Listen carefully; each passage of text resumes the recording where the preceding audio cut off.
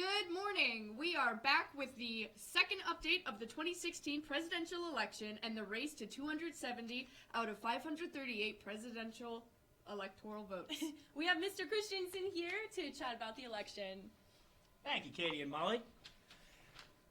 You've asked me to come in and just kind of talk about a couple notable elections here. We keep hearing that number 270, electoral votes. Actually, when the Constitution was put together, they didn't have to go for 270. It was a lot less than that. And I'll start with the first election here. George Washington, most historians say that he didn't run for office, he kind of stood for it. He received every single electoral vote both times.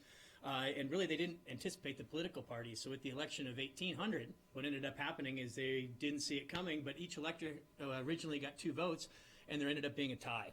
The 12th Amendment changed that. Thomas Jefferson did end up going to the House of Representatives and defeating Aaron Burr in that election.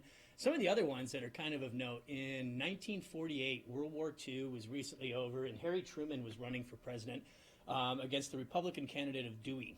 And the Chicago Tribune, actually, every single poll thought that there was no way that Truman was going to defeat Dewey. So you can see that polls aren't always correct. In this one right here, you have Truman holding up a sign, or actually not a sign, but the actual Chicago Tribune, declaring that he lost. He didn't lose. He won the election. Probably the thing that changed elections the most, and as far as campaigning, was the election of 1860 with a guy that you guys probably all know, President John F. Kennedy, which was the youngest president ever to be elected. He was also the only Catholic president we've ever had elected. John F. Kennedy was running against a guy named Richard Nixon. Richard Nixon was the Republican candidate, and it was the first election that was really on television. And so in the debates, John F. Kennedy came across as the Democratic, cool, kind of confident type of guy that was, that kind of identified with the younger generation and the American people. And Richard Nixon just kind of looked nervous, and he kind of looked like he was kind of fidgeting around the whole time. They really didn't anticipate how much television, the role it was going to play in the debates, with everybody getting those magic boxes that were in their house that were going to allow them to actually see the candidates rather than just listen to them on the radio. That's all I've really got for you guys right now as far as notable elections. I'm sure this one is going to be very, very notable. I'd like to thank Katie and Molly for inviting me down here, and maybe we will have a prediction for you next period. Thank you so much, Mr. Christensen. Thank you for being here. Yeah. All right, so we're going to start off with the statistics about America's presidential elections. There have been 7 Democratic presidents since 1950. John F. Kennedy in 1960, Lyndon B. Johnson in 1964, Jimmy Carter in 1976, Bill Clinton in 1992 and 96, and Barack Obama in 2008 and 2016. There have been 9 Republican presidents since 1950, Eisenhower in 1952 and 1956, Nixon in 1968 and 1972, Reagan in 1980 and 1984, George H.W. Bush in 1988, and George W. Bush in 2000 and 2004.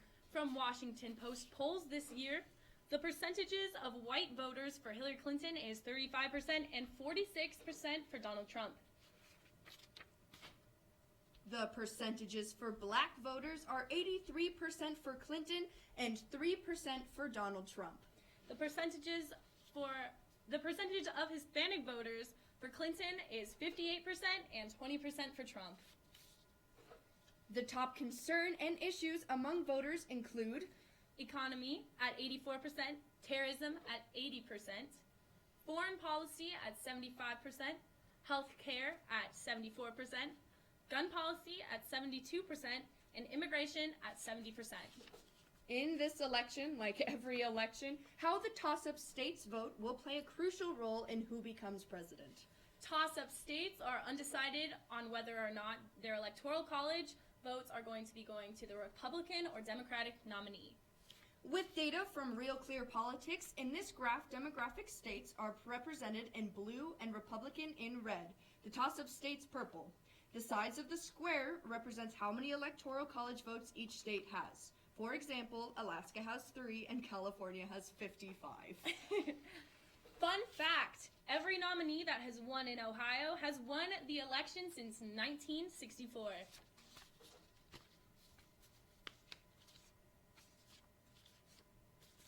Here's how the states voted in 2012 election. Most of the toss-up states voted blue. And that's that's all we have for you this period. Catch us Yeah, we'll see you before 6th period. 5th period. 5th period. Something like that.